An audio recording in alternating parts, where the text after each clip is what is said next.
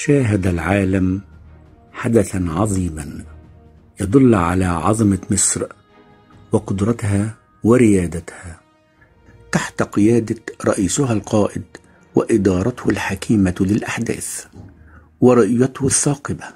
والتي أسفر عنها مؤتمر السلام في شرم الشيخ، والذي جمع أكبر القادة في العالم، وكذلك التغطية الإعلامية الرائعة لنقل هذه الفعاليات، والتي أعادتني بالذاكرة إلى فعاليات أول مؤتمر في شرم الشيخ، وهو مؤتمر صانع السلام بالشرق الأوسط. وأنا هنا لا أتحدث عن فعاليات وبنود المؤتمر، ولكن أتحدث عن دور قطاع الإنتاج، فقد كان دورا رئيسيا لتجهيز أكبر قاعة للاجتماعات حينها وتجهيز قاعات الاستقبال،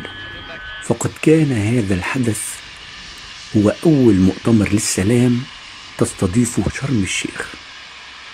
والتي سميت بمدينة السلام.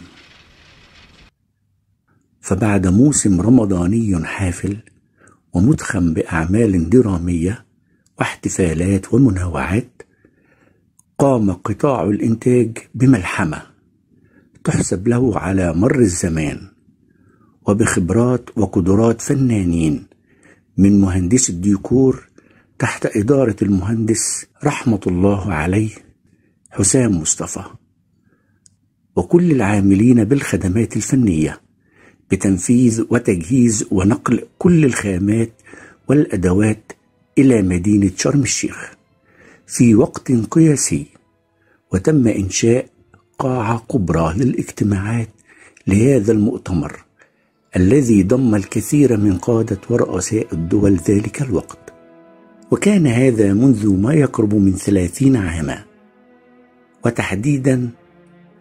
في 13 من مارس عام 1996.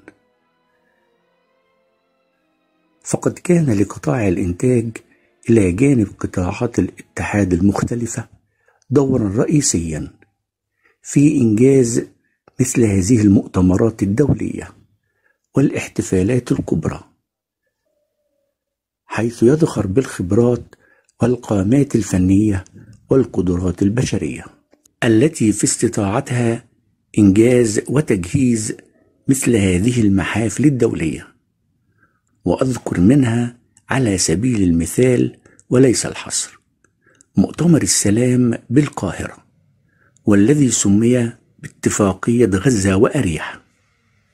في 4 من مايو 1994، والذي أقيم في قاعة المؤتمرات الكبرى بمدينة نصر، وكان ذلك بعد اتفاقية أوسلو.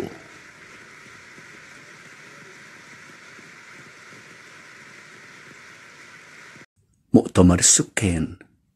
والذي أقيم في القاهرة وبمشاركة مختلف قطاعات الاتحاد.